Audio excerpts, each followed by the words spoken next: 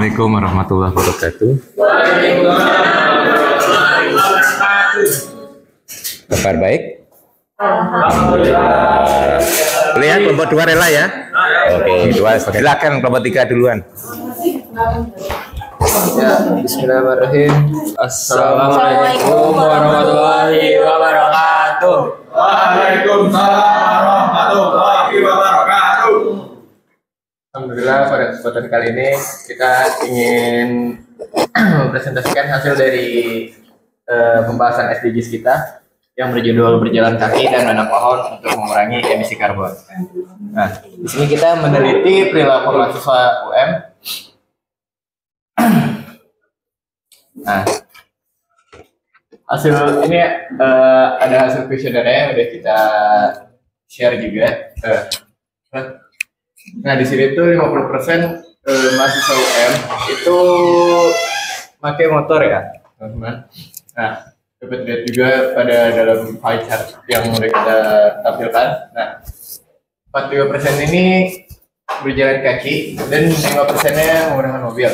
Nah, transportasi untuk menuju kampus. Dari hasil kuesioner ini didapatkan 20 sampel. Kita meneliti apa kendaraan yang digunakan oleh mahasiswa untuk menuju kampus dengan indikator seperti jalan kaki, naik motor, naik mobil, dan ojek online. Dapat dilihat, seperti yang saya jelaskan tadi, ini ada 50% itu mahasiswa UM naik motor, dan 45%-nya jalan kaki, dan sisanya 5%-nya itu naik mobil.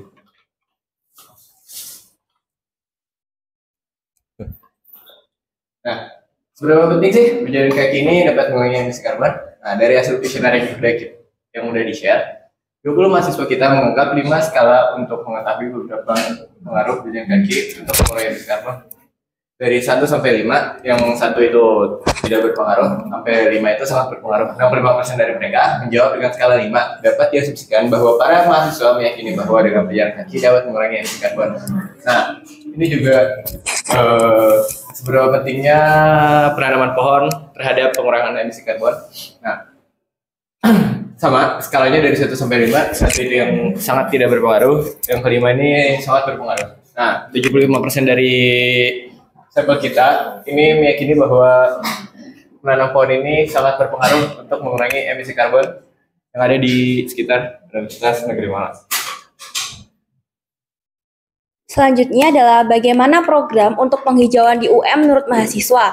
Dari kuesioner yang diisi oleh 20 mahasiswa, di sini kita lihat menggunakan skala sudah dan belum untuk mengetahui bagaimana program penghijauan yang dilakukan oleh UM. Mayoritas mahasiswa menjawab bahwa UM telah menerapkan program penghijauan di lingkungan kampus. Bisa dilihat 95% menjawab sudah dan 5% menjawab belum. Yang selanjutnya adalah apakah mahasiswa sudah menanam pohon? Dari hasil kuesioner yang diisi oleh 20 mahasiswa, kita menggunakan skala sudah dan belum untuk mengetahui apakah mahasiswa sudah menanam pohon di lingkungan dekat tempat tinggalnya. Mayoritas mahasiswa menjawab belum menanam pohon untuk mengurangi emisi karbon. Bisa dilihat 70% belum menanam pohon dan 30% sudah menanam pohon.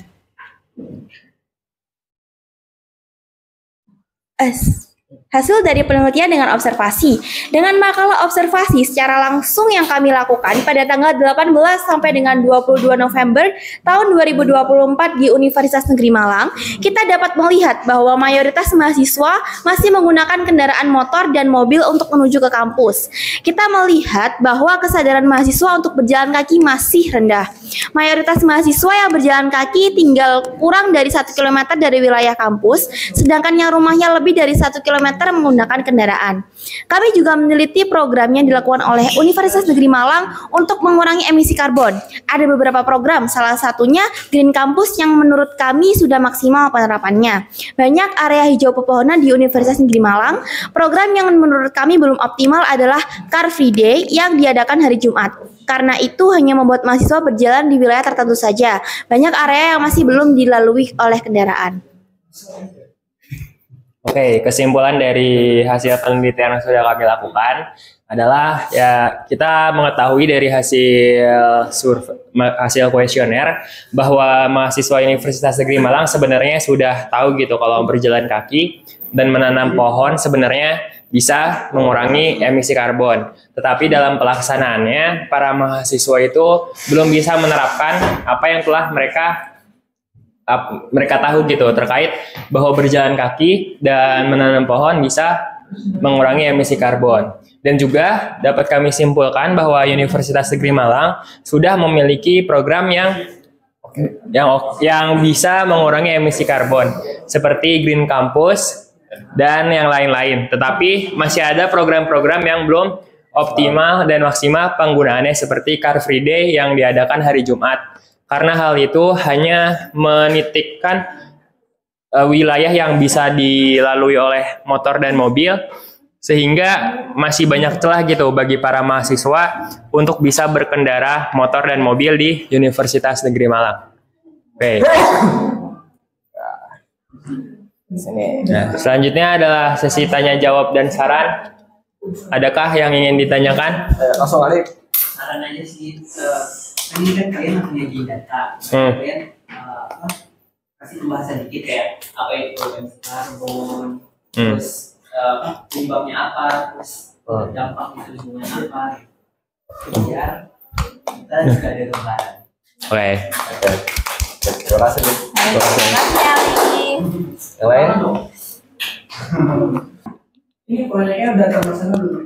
Ya, izin menjawab, proyek kita kan hanya ini ya, hanya meneliti terkait gaya hidup ya. Tapi dari penelitiannya ada yang belum kami laksanakan menggunakan metode wawancaranya, itu belum kami laksanakan. Kita hanya berbasis kuesioner dan observasi secara langsung. Jadi yang wawancaranya belum dilaksanakan. Selanjutnya? Kubu sisi kiri kali nggak ada.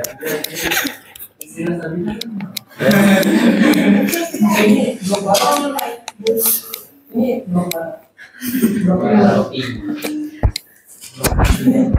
itu lo bisa ada kalau di online tuh emang gak ada sebenarnya Apa? Udah ada yang mungkin kebetulan nggak ada. Kebetulan nggak ada ngisi. Iya. Mungkin buat sebagian orang kayaknya kalau jauh lebih prefer naik motor sih. Iya. Iya soalnya lumayan juga lumayan buang kaki. Kalau dekat kan nggak mungkin pakai ojek ya gitu. Ojek online tuh pas kepepet aja sih, pas telat. Kalau pas jalan kaki terus telat. Nunggunya juga lama kayaknya. Enggak, aku biasanya gitu kok. Ada yang lain?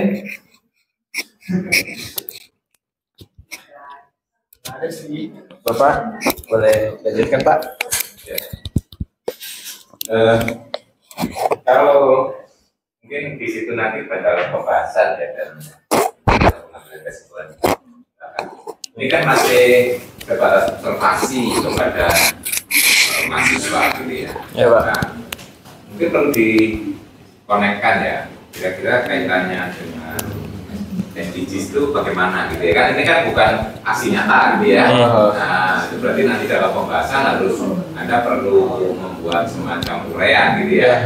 Nah sumbangsihnya terhadap ketercapaian SDGs itu gimana nya gitu ya. Jadi mungkin ada jembatan rencana tidak lanjut, follow up dan sebagainya. Dan itu nanti kalau ada itu seperti itu berarti nanti harus ada di saran itu what next gitu ya. Nah agar memang nanti ada pengaruhnya betul dengan ketercapaian SDGs itu yang mungkin belum kelihatan ya. Ini soalnya kan baru sebatas melihat perilaku ya. Nah jadi kontribusi secara langsung terhadap ketercapaian SDGs gimana nya. Nah itu mungkin yang perlu diuraikan lebih jauh. Jadi kalau bisa diuraikan sedikit, dengan nanti kebayang berikutnya melengkapi gimana, ada nggak? Paling dari dari hasil kesimpulan penelitian, mungkin kalau untuk sarannya kita membuat proyek terkait sosialisasi media online tentang ya perilaku untuk mengatasi emisi karbon. Salah satunya pentingnya berjalan kaki dan menanam pohon. Gitu Pak. Ya, jadi ini mungkin sebagai istilahnya itu kalau orang pemula itu melihat paling awal gitu ya, melihat perilakunya dulu, kemudian setelah tahu perilakunya baru nanti disiapkan konten berikutnya apa yang dilakukan gitu ya. Nah, jadi Kalau perilakunya masih sangat buruk kan berarti harus ada tindakan mungkin penyadaran dulu gitu aja. Tapi kalau sudah perilakunya sudah mindsetnya sudah positif gitu ya. Nah, tapi kurang tindakan nyata itu kan beda ya, tinggal mempadai, menciptakan suatu kegiatan. Jadi mungkin mempenjajakan dulu ya, dilihat dari apa persepsi, persepsinya dulu gitu ya. Kalau persepsinya masih negatif kan, diajak tindakan nyata kan belum bisa kan ya. Nah, berarti perlu penyadaran dulu gitu kan ya. Berarti kegiatan berikutnya itu tergantung dari kesimpulan hasil surveinya gitu. Soalnya dalam kegiatan yang terus berkelanjutan gitu ya. Nah, tapi selanjutnya kalau setelah dilakukan kegiatan nyata kan diobservasi lagi gitu ya, seberapa jauh, kemudian lakukan kegiatan lagi, semacam kegiatan yang terus berkelanjutan. Ya, itu bagus nanti dimaksudkan bagi saran-saran. Oke. Kira-kira itu masih ada lagi tambahan dari yang lain? Java Pak, Java. Cukup. Bahwa tiga itu.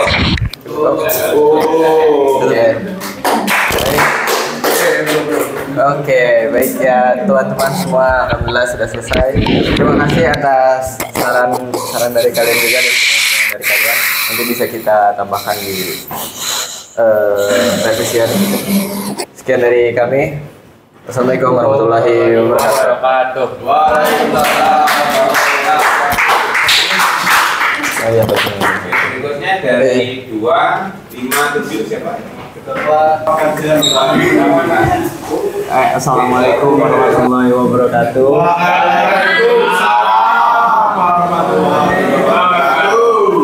Kami dari kelompok 2 ingin menjelaskan hasil dari proyek SDGs kelompok kami.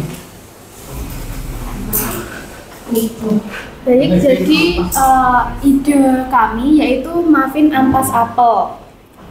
Jadi bahan dasarnya itu ampas apel. Terus bahan-bahannya apa aja sih yang perlu untuk buat muffin ampas apel?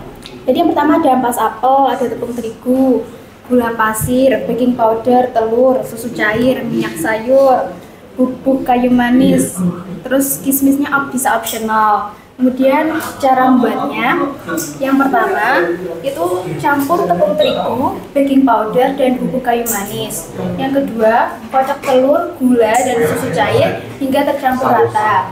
Selanjutnya, masukkan campuran tepung dan campuran basah secara bergantian ke dalam wadah yang berisi ampas apel, kemudian aduk rata. Lalu tambahkan kismis atau potongan coklat jika suka. Lalu tuang adonan ke dalam loyang muffin yang sudah diolesi minyak. Kemudian yang terakhir, panggang dalam oven yang sudah dipanaskan hingga matang. Kemudian bagaimana cara pendistribusiannya? Yang pertama ada lewat pasar tradisional. Kerjasama dengan pedagang. Caranya adalah dengan menjalin kerjasama dengan pedagang di pasar tradisional untuk menjual produk. Lalu melakukan promosi yang menarik di pasar, seperti demo pembuatan muffin ataupun juga bisa memberikan sampel gratis.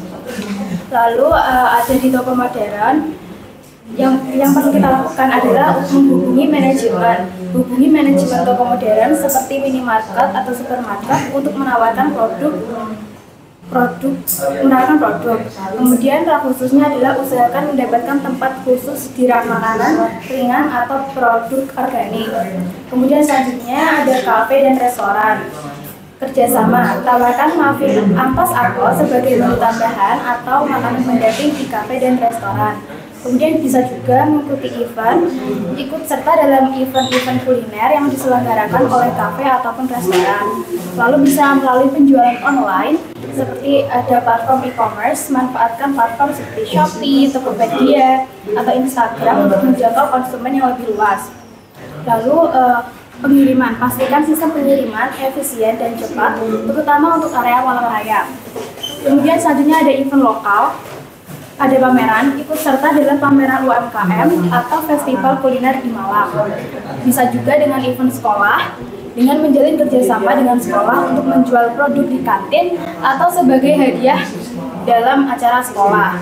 Kemudian ada direct selling, ada pre-order, buka pre-order melalui media sosial atau grup komunitas.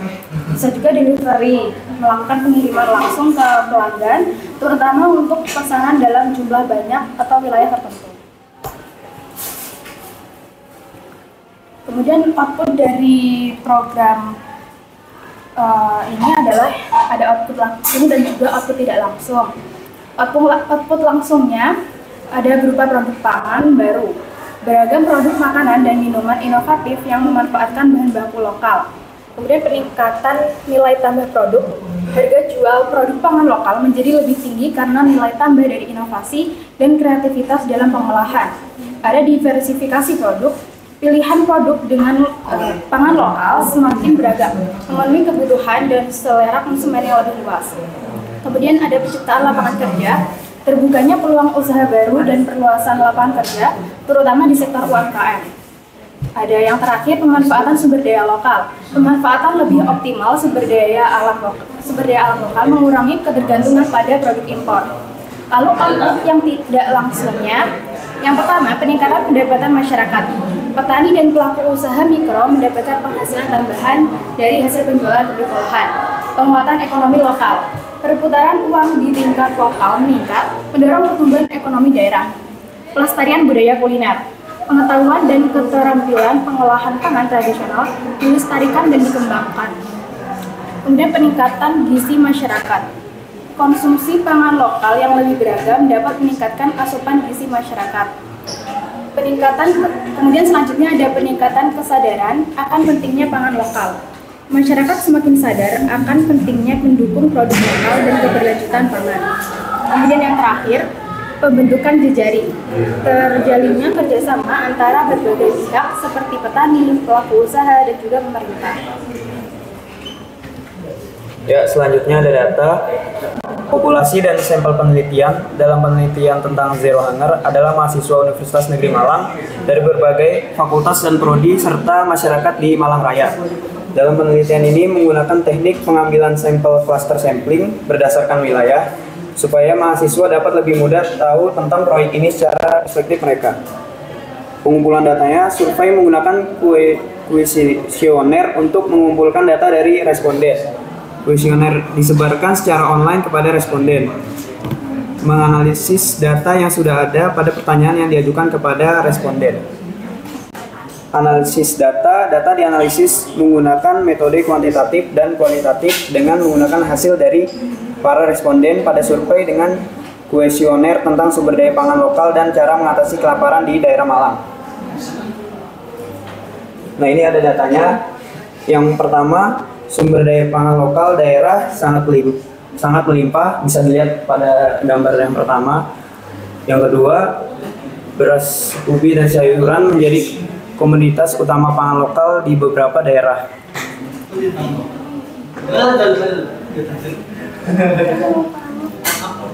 Beberapa tanggapan dari responden terhadap usaha untuk mengatasi kelaparan melalui peningkatan pangan lokal daerah dengan olahan pangan kreatif. Adanya peningkatan pangan lokal daerah dengan olahan pangan kreatif ini dapat menjadi bagian penting dari solusi dalam mengatasi masalah kelaparan dan ketahanan pangan, sekaligus mendorong pembangunan ekonomi yang berkelanjutan di tingkat lokal. Tentunya merupakan langkah berkelanjutan yang mendukung kemandirian pangan, memberdayakan ekonomi lokal, dan meningkatkan nilai gizi masyarakat. Tentu saya sangat mendukung upaya tersebut. Saya yakin Indonesia memiliki potensi yang besar dalam bidang pangan dan pengolahannya yang selama ini masih kurang dimaksimalkan. Yang terakhir, kesimpulan. Kelaparan merupakan tantangan global yang kompleks dengan lebih dari 820 juta orang di dunia masih hidup dalam kondisi rawan pangan. Penyebab utama kelaparan meliputi kemiskinan, ketidakstabilan politik, perubahan iklim, dan diskriminasi sosial. Pentingnya peran masyarakat dalam mengatasi kelaparan, serta perlunya edukasi tentang pentingnya pangan bergizi dan cara pengolahan yang baik. Melalui pendekatan yang inklusif dan kolaboratif, termasuk dukungan dari pemerintah dan organisasi non-pemerintah, program Zero Hunger dapat berfungsi sebagai solusi efektif untuk memastikan distribusi pangan yang merata dan meningkatkan ketahanan pangan lokal. Dengan memberdayakan komunitas dan memanfaatkan sumber daya lokal, diharapkan dapat tercapai masa depan tanpa kelaparan. Dengan melibatkan semua pihak terkait, program ini tidak hanya membantu mengurangi kelaparan, tetapi juga mendorong kemandirian ekonomi masyarakat dan ketahanan pangan daerah. Ya, apakah ada yang bertanya? Silahkan. Di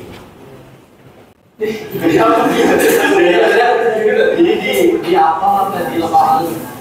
Gimana? Tujuannya intinya proyek itu bagian di lapangan itu atau kalau di lokal Pangan lokal.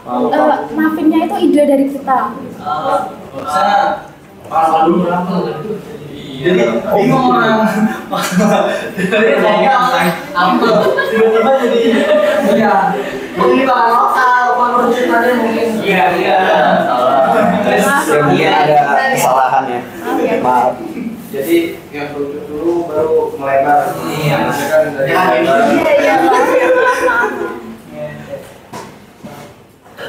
Jadi ada lagi.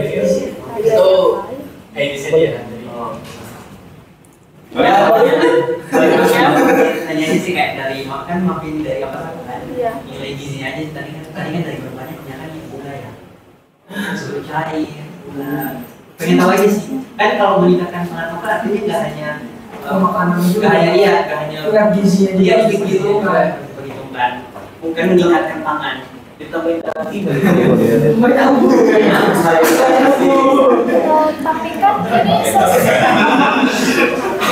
ini nggak hanya pemanfaatan kan ampas Bentar ya, tapi juga dong nilai gizinya biar kan mau biar pas dijual ada manfaatnya sama iya karena 10.000 ya karena 10.000 kan karena 10.000 kan makan aja sih jangan ceritakan ide dan menimbul masalah baru anak baru pertama. iya misalnya dia maunya iya banyak yang makan kan nilai jualnya itu kan bikin orang justru kita kesehatan. Baik, izin menjawab.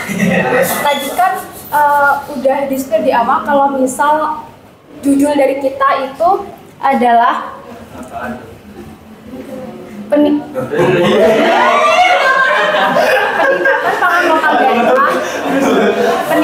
pangan lokal daerah melalui olahan pangan kreatif. Jadi mungkin karena slide-nya emang kebalik, jadi sebenarnya yang highlight-nya tuh ini. Jadi muffinnya tuh cuma ide dari kita. Itu masih sebatas ide, tapi yang highlight-nya tuh ini. Jadi ini bisa diterapin di seluruh Malang gitu. Bisa juga diterapin di yang lain sih, daerah lain juga. Jadi muffin itu sebenarnya nggak boleh harus di bagian akhir ya. Kan itu kan ide. Iya. Ya mungkin karena itu. Solution dari dia. Itu bisa dibikin sama makan gratis. Bisa ya. Penangkapan makan lokal daerah gitu kan. Bisa ada hubungannya gitu. Ya tadi. Oke. Tadi kan dijelasin juga kalau misal bisa bekerja sama pemerintah. Jadi mungkin saja. Jadi ya mungkin saja bisa sih untuk bisa dapat makan gratis. Tapi ini kan dia kan kalau dari program itu kan ada nilai gizi-gizinya gitu loh. Nah ini juga ada nilai gizi-gizinya.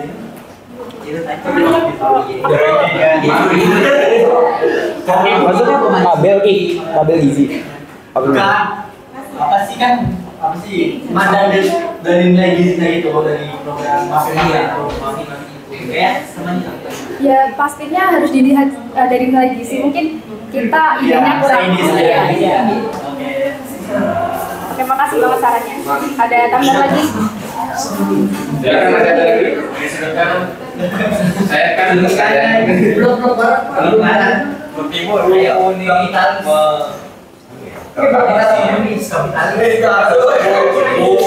ya Pak. Tambah tadinya. Ada tambahan lagi dari yang cewek-cewek? Tapi balik ya Pak. Biasanya yang cerewet itu cewek. Soalnya kita Oke, kalau gitu saya kira tidak ada, jadi mungkin langsung saja saran dari Bapak Heri. Iya. Nah itu mungkin masukan dari teman tadi juga perlu diperhatikan ya. Jadi yang dimaksud dengan pemenuhan kebutuhan pangan itu tidak hanya sekedar kenyang ya. Biasanya kan tidak harus hanya kenyang saja, tapi juga mutu, kualitas, terutama kaitannya dengan kecukupan. Biasanya kan kita ada angka kecukupan upah minimum ya. Nah itu biasanya kan, nah itu mungkin harus masuk juga dalam kajian literatur ya. Seseorang itu dalam sehari itu perlu berapa ini kan itu ada ya caranya. Nah nanti dengan pola makannya harus bagaimana minimal gitu ya. Nah bukan minimal itu kan ada ya. Setiap makanan itu biasanya punya nilai itu kontribusi ya. Kalau ada lihat ya di dalam kemasan makanan itu kan dia punya kontribusi sekian kalori, sekian vitamin, sekian dan seterusnya gitu ya. Nah itu makanya kita kalau memperhatikan itu, nah kalau kita membuat makanan olahan itu juga perlu bisa itunya saya kira juga ya. Nanti dari kajian literatur, apalagi ini bahannya kan sudah limbah dalam tanda petik ya. Ya itu kan sisa setelah diproduksi ya. Ini kan bukan makro fresh yang dipakai kan. Ampas. Ya, itu kan perlu dilihat lagi ya. Soalnya biasanya dalam tanda petik ampas. Nah itu, tapi ampas itu kalau diolah juga bisa kan ada sisi lain ya. Karena ampas itu kan hasil pengolahan sesuatu. Nah pengolahan sebelumnya itu kan dia fokus pada bagian mana yang diambil gitu ya. Nah mungkin pada sisanya itu ampasnya itu masih ada hal lain yang bisa dimanfaatkan. Nah itu perlu dikaji lagi juga. Ada nggak nilai gizinya yang disebut ampas tadi gitu ya? Jangan-jangan hanya tinggal sekian saja yang tidak ada nilai gizinya, nanti kan hanya dapat kenyang saja. Nah itu kajian literaturnya penting di situ juga. Sehingga walaupun sebatas ide, tapi kan idenya memang betul-betul bisa dipertanggungjawabkan gitu ya. Nah memang kita kan mau membuat ide dalam rangka ketercapaian definisinya itu ya. Mungkin kalau sebatas ide juga nggak apa-apa, tapi karena yang memberikan idenya adalah mahasiswa gitu ya, nah, berarti kan harus didukung dengan data-data dan sebagainya gitu ya. Nah itu tuh bedanya gitu ya. Kalau ini kan ide secara akademik ya, ada kajian literatur dan sebagainya. Mungkin nanti di kajian literatur, kalau Anda nggak meneliti sendiri kan berarti harus didukung dengan kajian literatur kan ya, hasil melihat literatur yang lain ya. Kecuali kalau Anda melakukan sendiri, Anda bisa uji lab sendiri gitu ya, dan seterusnya. Tapi mungkin itu jauh bukan disiplin Anda gitu ya. Nah, kecuali kalau nanti Anda mau berpikir tentang asuransi itu sama dunia Anda gitu ya. Tapi angka kecukupan dan sebagainya kan ada saudara Anda yang di prodi gizi gitu ya nanti ya.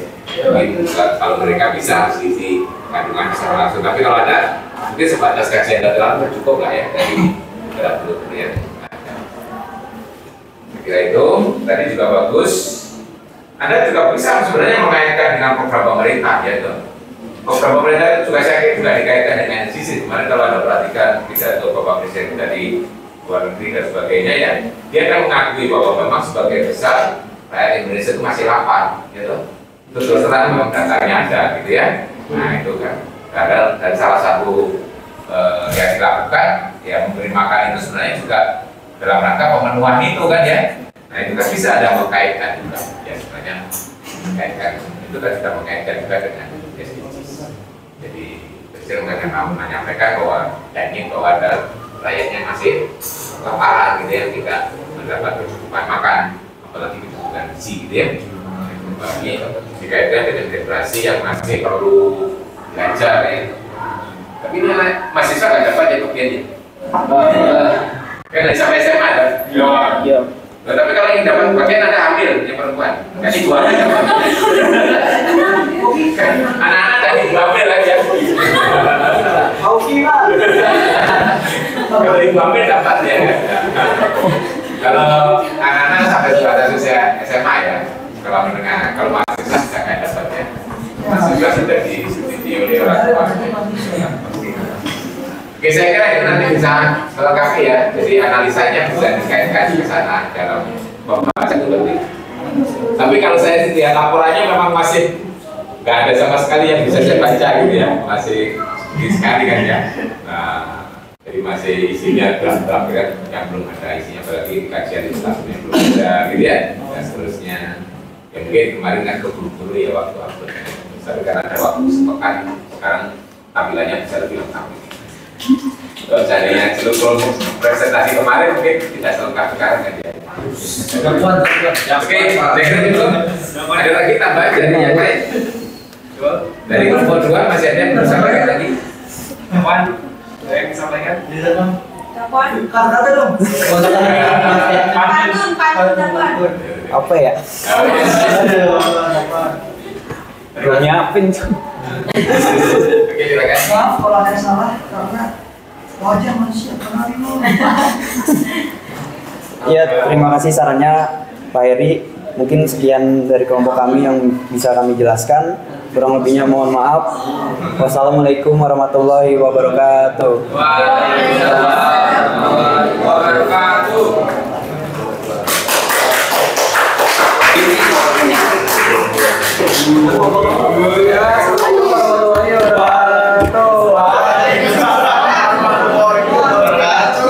Kami dari kelompok 7 memiliki judul air bersih dan sanitasi, perspektif ilmiah dalam meningkatkan kualitas hidup masyarakat. Jadi tujuan kami itu untuk meningkatkan kesadaran masyarakat atas pentingnya akses air bersih dan sanitasi. Itu upaya kami itu untuk ganti seleteng itu yang poster. Jadi upaya kami itu untuk meningkatkan kesadaran masyarakat itu untuk dari menyebarkan poster-poster ini di akun media sosial Instagram. Kalau belum tahu bisa dilihat di Instagram kami, bisa lihat ada. Dan habis itu kita menyebarkan kuesioner. Habis mereka baca, kita menyebarkan kuesioner. Mereka tuh udah sebagian besar sudah paham atau belum atas pentingnya sanitasi dan air bersih. Untuk memastikan mereka sudah baca atau belum, kita tuh ngasih linknya tuh di akhir dari slide. Jadi kita masih materi baru akhirnya kasih link. Jadi fungsi taruh link di akhir itu biar mereka itu baca dulu baru ngisi soal tersebut. Dan dari hasil kuesioner kami, dan ini ada pertanyaan, ada hasil pertanyaan dan jawaban mereka. Jadi sebagian besar dari mereka tuh sudah benar. Jadi kasih lagi yang lain. Nah ini sebagian besar, cuman sebagian kecil, nggak nyampe 50% juga. Yang jawabannya itu salah menurut kami. Jadi ya mereka tuh sudah sadar gitu. Mungkin setelah membaca dari poster kami mereka sudah sadar.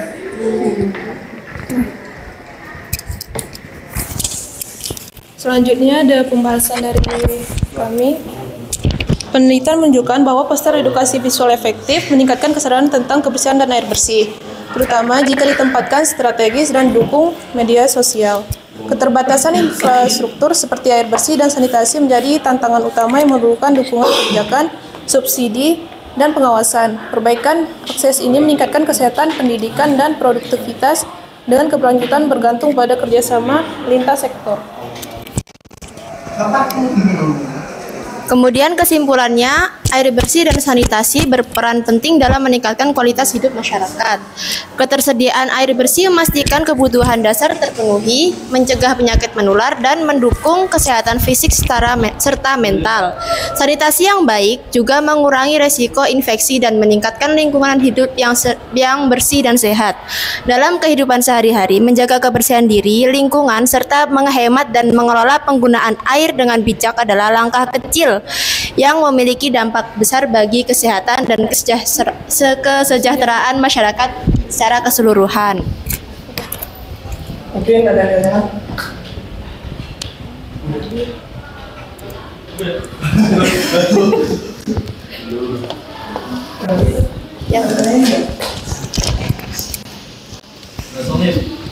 kalau boleh nanya itu nanya Cok.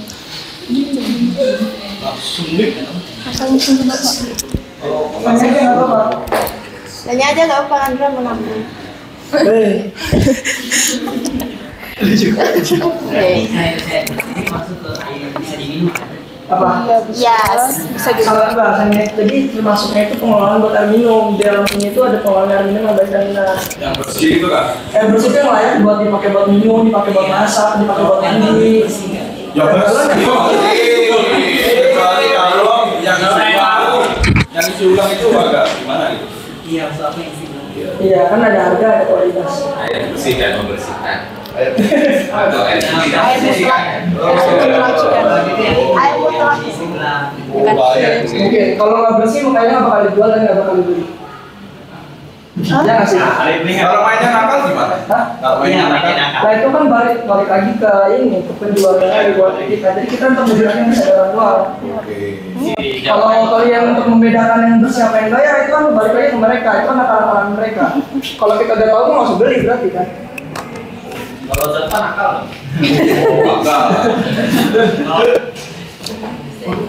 Ini yang lain. Itu lainnya seperti apa? Yang Tidak berbau. jadi air bersih itu tergantung sama 3 dari bau, dari warna, sama dari rasa. Nah itu semua hambar. Jadi warna putih, baunya nggak ada bau. Warna putih. Ini warna ini.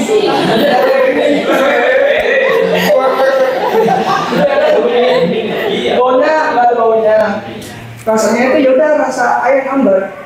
Jadi nggak ada rasa bersihnya, nggak ada rasa apanya, nggak ada rasa coklat, matcha tuh nggak ada. Kalau ada manis-manis, Itu nggak sehat. Manis-manisan soalnya.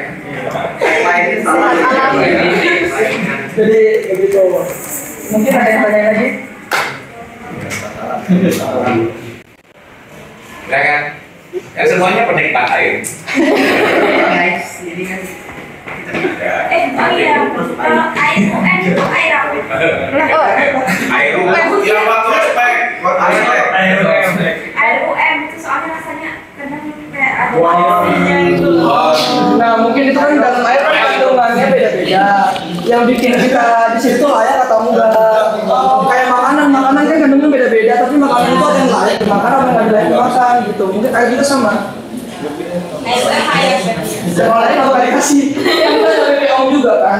Iya. Kalau pabrik-pabrik kan masih ada BPOM-nya kalau nggak ilegal bakal ditutup. Ya, Bapak, makasih lah. Sudah. Artinya kalau kita respon itu mahasiswa aja. Mahasiswa Universitas Bang. Oh, mahasiswa ya. Baru kali kita baru sih. Soalnya penyaluran itu lebih sulit, jadi orang itu tertarik sama materi ini susah. Bahkan dari banyaknya mahasiswa yang dikasih link dan kasih baca itu tuh yang isi cuma 27 responden dari ribuan mahasiswa, cuma segitu. Padahal kan mahasiswa terpelajar, harusnya dia itu memiliki literasi dan menerima ilmu pengetahuan baru. Orang yang seperti ini malas baca, gimana masyarakat di luar sana yang belum tentu suka kan.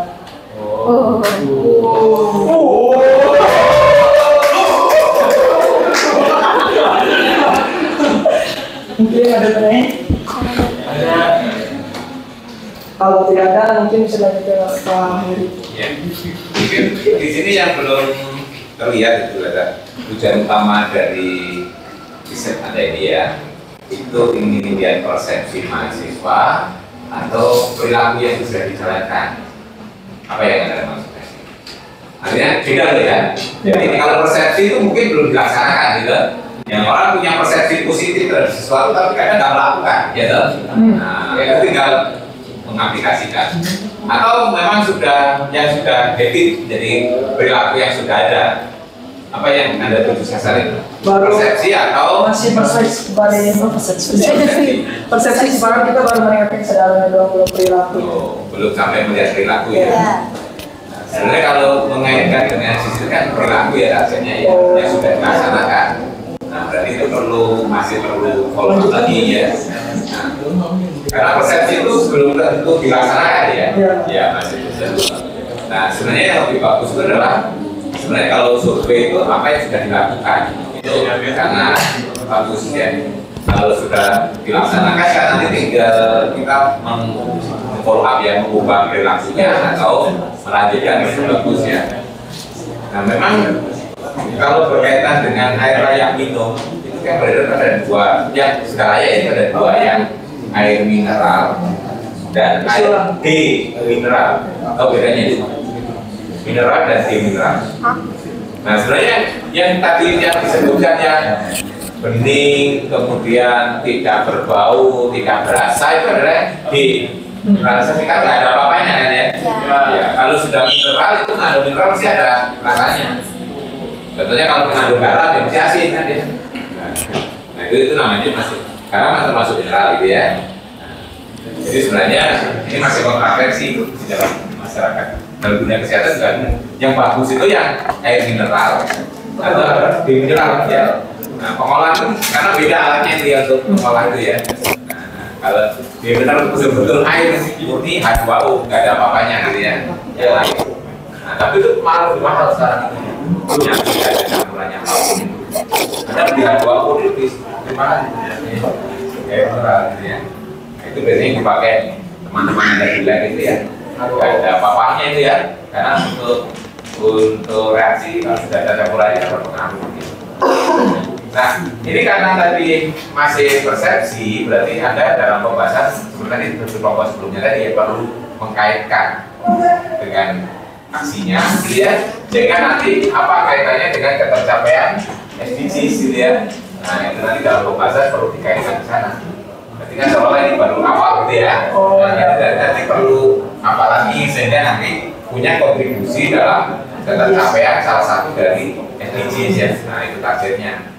Kan? Target itu tercapai kalau ada kegiatan nyata gitu ya. Nah dari sini karena Anda masih melihat persepsi, nanti dari persepsi itu harus ada apakan gitu ya.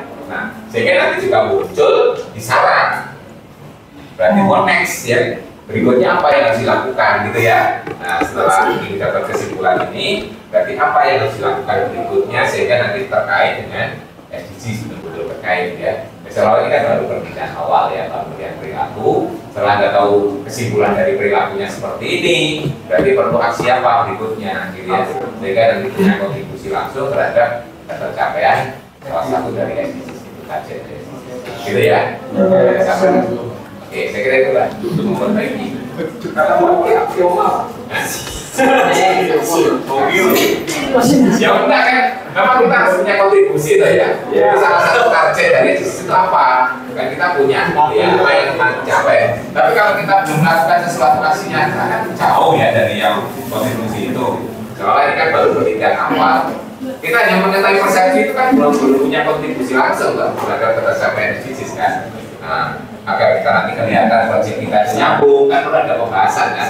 Nah kesimpulan dari survei Anda seperti ini, berarti nanti langkah berikutnya apa gitu ya. Nah berarti apa yang dilakukan berikutnya itu produksi gitu ya. Ya saya kira itu. Mungkin cukup sekian dari kami. Wassalamualaikum warahmatullahi wabarakatuh. Waalaikumsalam warahmatullahi wabarakatuh. Assalamualaikum warahmatullahi wabarakatuh. Di sini kelompok kami akan menjelaskan tentang literasi dan numerasi analisis penyampaian sistem development SDGs dari kelompok 5. Yang pertama saya kenalkan Mustafa Pratama. Saya Sindur Basari. Saya Nabila Nur Fatimah Zahra.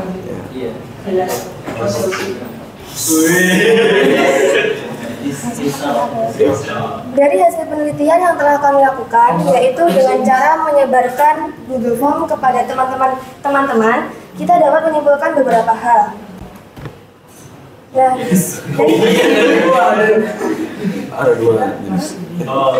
dari diagram tersebut, ada 52 pengisi terdapat 50% laki-laki dan 50% perempuan.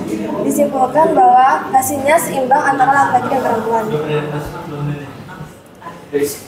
Dari usia, Dari tabel tersebut ada 52 pengisi paling banyak, yaitu usia 18 tahun ada 44% dan usia 19 tahun ada kurang lebih 32,7%.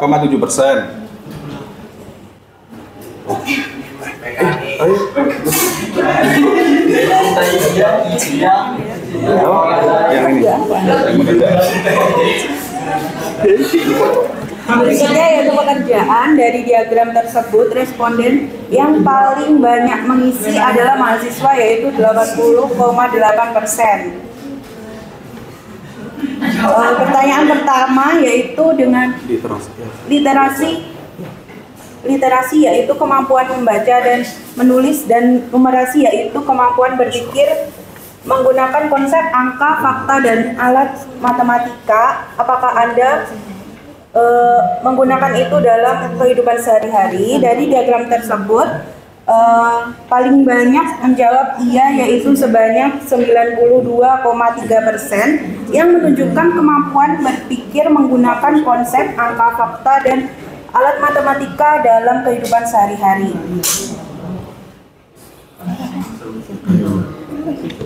Yang kedua ada soal pilihlah beberapa contoh menggunakan literasi dan numerasi dalam kehidupan sehari-hari. Dari diagram tersebut paling banyak menjawab semua jawaban benar, yaitu sebanyak 53,8%, dan menghitung biaya barang belanja yaitu sebanyak 26,9%. Yang soal berikutnya, saat membahas aritmatika, apakah Anda lebih suka teori atau menggunakan contoh seperti belanja di pasar, perhitungan uang saku, atau perkiraan jarak dari rumah ke rumah? Dari diagram tersebut, paling banyak menjawab ya, yaitu 80,8%. Jadi kesimpulannya, pengisi lebih suka teori dan menggunakan contoh. Yang selanjutnya, dalam aritmatika, tidak hanya terfokus pada latihan soal dan prosedur matematis saja. Ada berbagai konsep yang diterapkan dengan situasi nyata.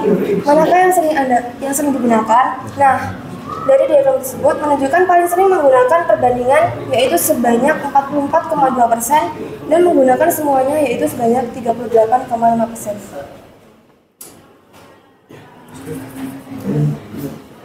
Selanjutnya, bagaimana cara Anda dalam memahami konsep dan penalaran dalam matematika? Dari diagram tersebut menunjukkan paling banyak menggunakan cara memahami logika dan prinsip operasi, yaitu sebanyak 73,1%.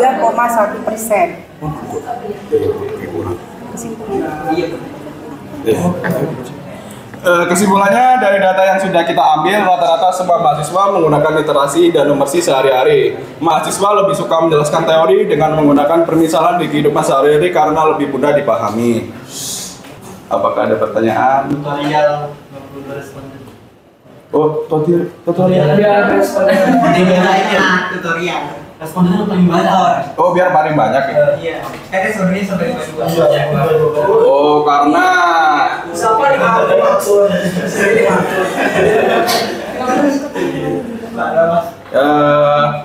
saya juga kirim ke teman-teman, juga ke teman-teman mahasiswa lainnya yang kenal-kenal. Itu namanya ngawur itu, namanya ngawur itu. Ya.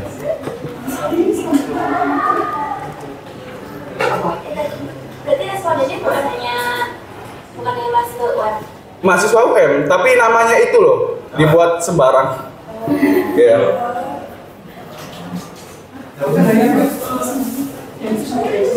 Sembarang namanya. Iya, namanya random gitu. Ini tujuannya apa? Tujuannya di makalah sih, tujuannya belum dicantumin. Kan ada yang punya pemikiran, masa tujuannya nggak tahu? Ya. Kan tujuannya dari Anda makalah, bukan dari makalah Anda.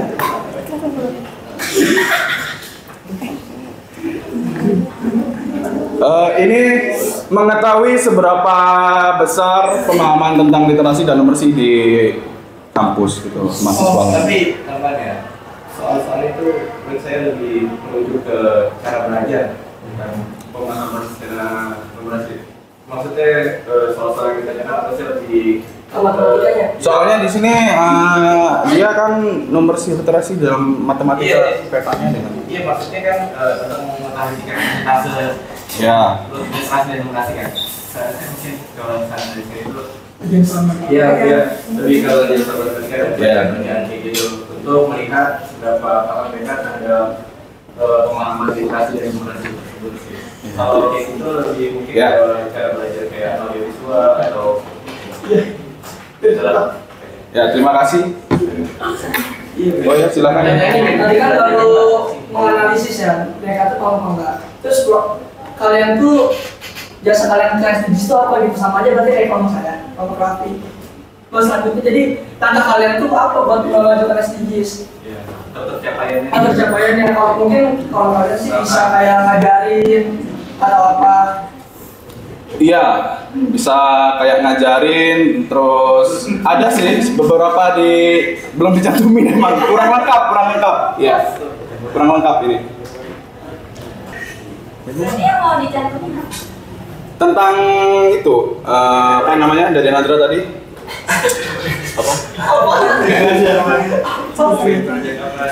oh tujuan.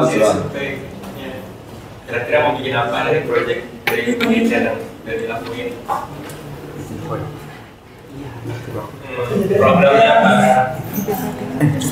Sebelumnya.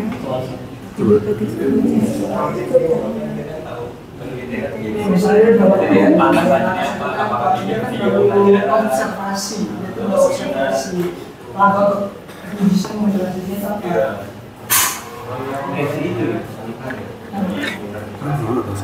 bisa ngajar kontak sendiri.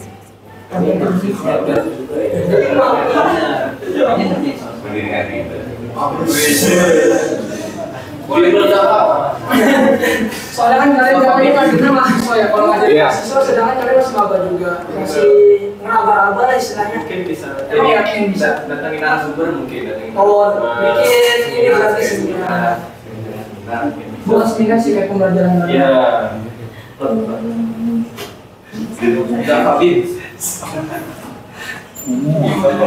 Jadi kira-kira kalian bisa depannya ada gambaran.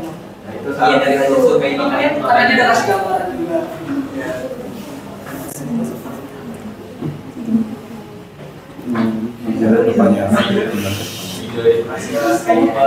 Siapa ngajar sekali ya? Coba ngomong aja. Nanti nggak jadi aktuaris. Yang pasti kan berguna untuk masyarakat. Ada aktuaris yang menjadi aktuaris. Tujuan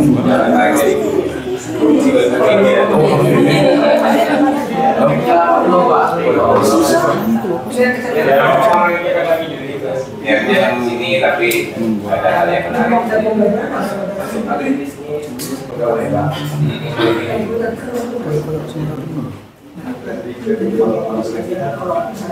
Tapi kalau ada aktuaris saya kolektor kan jaga.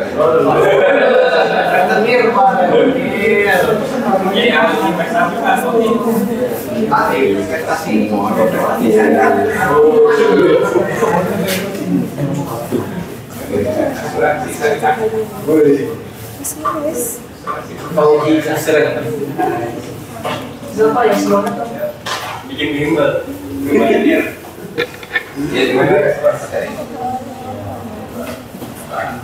Mungkin modelnya bisa diganti, mungkin TPN SD. SD susah juga. Tapi ada nanti apanya? ini kan SMP nanti SMP. Mungkin kalau agak konkret SDGs yang disasar apa sih yang ditanggalkan itu ya? Apa? Dari Anda ambil? Apakah itu pendidikan berkualitas atau yang apa? Pendidikan berkualitas. Ya, ya, itu kan bisa dilihat. Maksudnya yang saya katakan dengan pendidikan kualitas sebenarnya. Iya. Terus sebagaikan dengan survei ada bagaimana menyiasat itu? Ada banyak sih Pak, pendidikan berkualitas itu seperti adanya apa guru ya? Seperti pendidikan yang berkualitas, seperti gurunya yang harus berkualitas gitu Pak. Ya semacamnya lah. Nanti banyak terus tadi memang hampir sama dengan kelompok sebelumnya tadi ya. Ya. Jadi ini kan baru survei awal yang mungkin nggak langsung kelihatan ya dengan ketercapaian SDGs yang Anda ambil dulu. Nah, lebih perlu nanti dengan hasil survei ini apa yang berikutnya bisa dilakukan gitu ya, namanya kontribusi nyata. Nah itu penting ya. Nah, bisa juga nanti yang dilakukan ini sasarannya mahasiswa, tapi kan mahasiswa itu kan bisa juga mengungkap sebagai latar belakangnya. Mahasiswa itu kan lulusan SMA gitu ya. Nah berarti kondisi ini kan tidak kan juga berpengaruh pada waktu di SMA-nya gitu ya. Kondisi ada saat mahasiswa itu juga itu ya terus. Nah berarti Anda perlu memulai dari SMA gitu kan ya. Oh ya, nah SMA itu gimana kan gitu toh. Agar menjadi mahasiswa itu memenuhi syarat minimalnya. Nah Cuma mungkin Anda melakukan survei, saya lihat latar belakangnya masih kurang, mungkin Anda di latar belakang itu perlu menambah lagi tentang data-data yang sudah diungkap orang gitu ya. Mungkin kemampuan literasi anak-anak kita itu seberapa gitu kan. Iya, itu Anda tahu data yang disebut data AKM. AKM. Anda pernah ikut tes AKM? AKM. Apa yang akses? Belum asesmen ekspektasi minimal itu ya. Nah, ya itu kan bisa mengungkap kemampuan literasi dari masing-masing ya. Nah itu bisa ini datanya bisa dibuat, bisa dibuka itu ya. Anda cari bisa secara nasional bagaimana, per sekolah pun bisa dilihat datanya itu ya. Ya, bisa mencari. Nah kalau Anda bisa melihat itu, data itu kan fakta ya kan. Ya. Nah terus nanti Anda kaitkan dengan survei, maka survei yang pada tingkat mahasiswa itu tidak jauh-jauh dari itu kan. Nah itu bisa. Jadi ada latar belakang. Kemudian Anda membuka data, nah, kemudian nanti apa yang harus dilakukan setelah punya data ini gitu loh ya. Nah, jadi ini belum aksi nyata memang, baru survei awal. Nah, tapi cuman di sini nanti yang kurang adalah tidak semua pertanyaan atau tujuan itu terjawab gitu ya. Termasuk pertanyaan ketiga belum ada jawabannya di pembahasan gitu ya. Gitu yang tepat itu sebenarnya meningkatkan itu kan belum ada di pembahasan ya. Apakah Anda merumuskan sendiri atau belajar membaca dari hasil orang gitu ya. Nah itu belum ada pembahasannya ya, untuk tujuan yang ketiga gitu ya. Nah, itu berarti masih kurang laporan gitu ya. Oke, ada lagi tambahan dari yang lain? Oke, Bapak, kita masih ada lagi boleh tambah lagi. Silakan kebanyakan kalau setelah dan masuk ini apa yang dilakukan ke depannya seperti kita menjawab pertanyaan tadi. Jadi berarti masuk dalam rekomendasi Anda gitu. Iya, Pak. Berdasarkan data hasil survei ini, what next gitu kan ya? Iya. Apa kira-kira Pak yang kita bahas? Mungkin kayak tadi Pak Heri bilang seperti mahasiswanya dari SMA-nya itu kayak gimana, terus dilihatnya tingkat memahaminya, literasi numerasinya itu gimana. Berarti nanti harus ada rekomendasi bagaimana memperlakukan mahasiswa seperti itu gitu kan ya? Iya Pak. Nah itu agar nanti pendidikan berkualitas itu akan tercapai gitu ya. Iya. Jadi ada rekomendasi-rekomendasi. Dan mungkin Anda juga merekomendasikan suatu aktivitas tertentu gitu ya, mungkin dalam bentuk bimbel ya di mahasiswa itu kan ada yang disebut KRT ya toh? Iya Pak, ya KRT. Nah itu Anda bisa mengusulkan gitu rekomendasi toh? Ya. Untuk KRT apa yang kira-kira bisa meningkatkan literasi. Itu loh faktanya literasi mahasiswa itu masih rendah gitu ya. Nah berarti Anda bisa mengusulkan, nah misalnya kegiatan ekstra apa? Nah, ya kira-kira nanti bisa meningkatkan itu dan Anda bisa usul gitu ya. Perkara nanti dilaksanakan atau tidak kan, yang penting ada kontribusi, bahkan ada pemikiran gitu kan ya. Nah itu sudah nyata ya, mengusulkan semacam apa yang bisa dimasukkan dalam KNT Anda ya. Itu kan terus berkembang ya dan juga yang tahun bisa nambah-nambah. Ya. Ada? Kata-kata dong. Kata-kata. Sekian presentasi dari kami. Ada kata-kata ini. Kata ini ya. Bentar. Sekian presentasi dari kelompok kami. Kami undur diri. Lebih baik sadar diri daripada berjuang tapi tidak dihargai.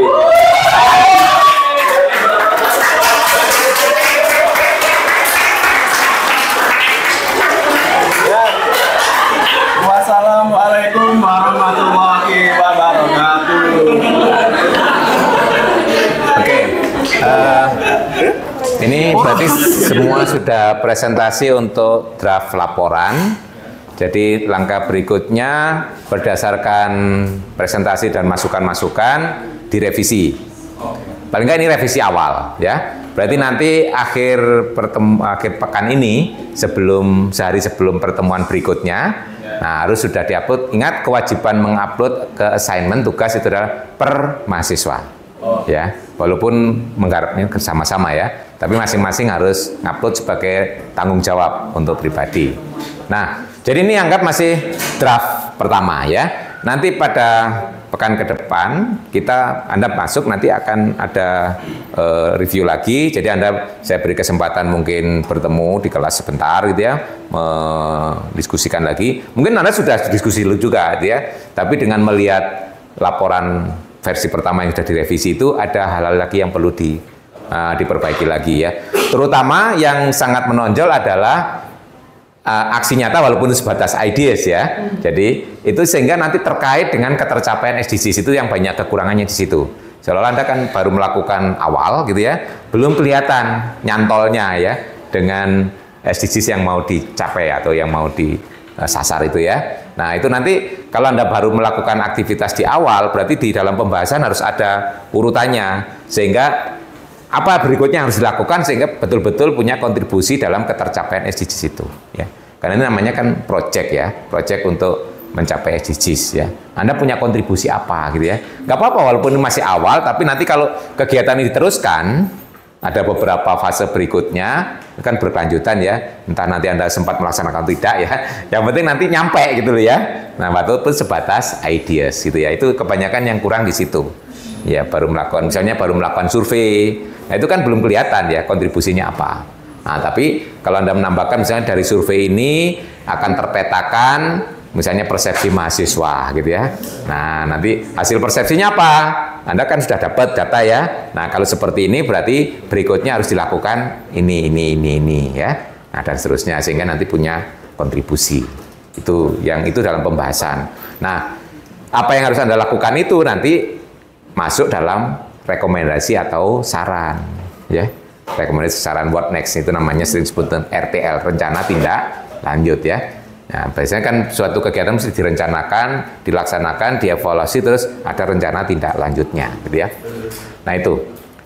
Nah, jadi kita punya 2 pertemuan lagi untuk finalisasi ya.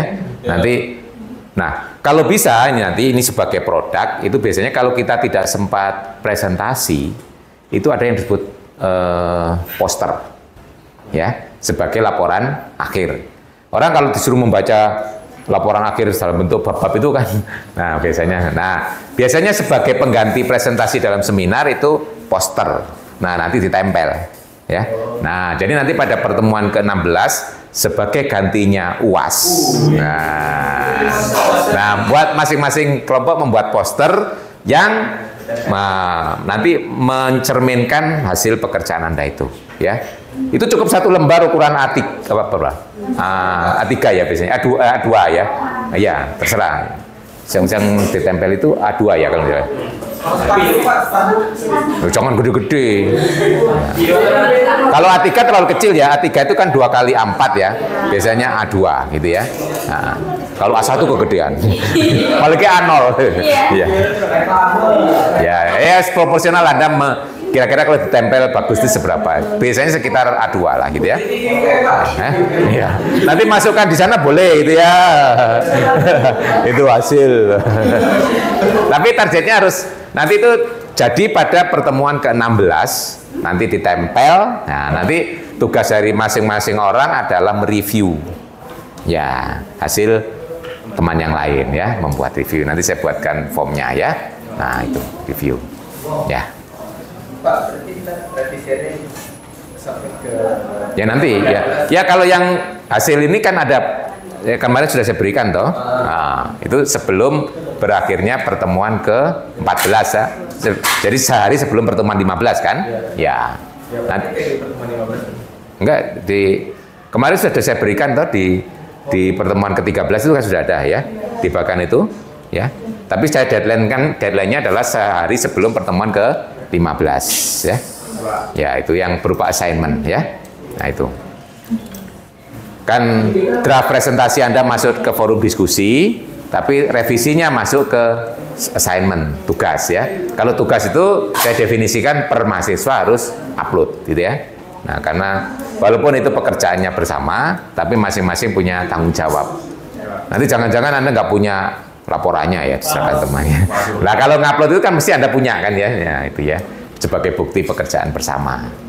Terus nanti pada pertemuan ke-15 saya beri kesempatan bertemu lagi untuk mendiskusikan dan mungkin merancang poster ya. Nah, pertemuan 16 poster harus jadi nanti tempel di kelas ya. Nah, sini aja bisa. Ya, di kelas aja. Ya. Loh, kalau Anda boleh di TV UM itu kan tapi perlu biaya itu ya. Minimal kan Anda perlu membuatnya.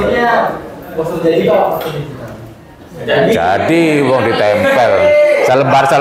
Buat satu-satu aja cukup ya. Nah, nanti digitalnya diupload ya kan filenya ya. Jadi nanti laporan akhir nanti kan Anda berupa makalah, kemudian PPT dan poster gitu ya. Tapi dalam bentuk file gitu ya. Tapi yang print out nanti ditempel, nanti yang lain review gitu ya.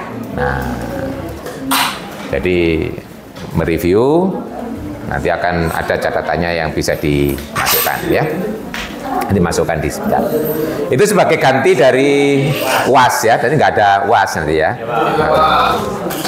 Ya nanti kita pikirkan mau di kelas atau mau di lorong terserah nanti ya. Ya kan kita nanti kalau pas jadwal UASnya bareng itu kan bisa bareng-bareng dengan kelas lain ya. Nah, ada 2 kelas kan kelasnya Ferry ya. Itu bisa ngambil 1 kelas untuk 2 kelas itu kan benar rame. Jadi posternya semakin banyak kan. Kalau ini kan ada 8 poster, 1 kelasnya lagi ada 10 ya. Nah, kan 1 kelasnya lagi lebih banyak kan ya kelompoknya. Nah, itu kelasnya lebih besar. Oke, ada pertanyaan untuk rencana kegiatan berikutnya? Ya. Tapi sebelum pertemuan ke-15 Anda boleh juga diskusi kecil-kecilan ya, ketemu temannya gitu ya. Nah, untuk minimal kan ini juga ketemu merevisi ini kan ya. Merevisi ini dalam rangka untuk diupload pada akhir pertemuan ke-14 ya, sehari sebelum pertemuan 15. Oke, cukup jelas ya apa yang harus dilakukan berikutnya. Kita tinggal 2 kali pertemuan lagi kuliah ya. Anda hampir mengakhiri. Di ujung-ujung harus tetap semangat, bahkan harus lebih semangat menjelang finish ya. Oke, saya kira cukup untuk pertemuan kita hari ini. Sampai ketemu lagi pada hari Rabu pekan depan. Assalamualaikum warahmatullahi wabarakatuh.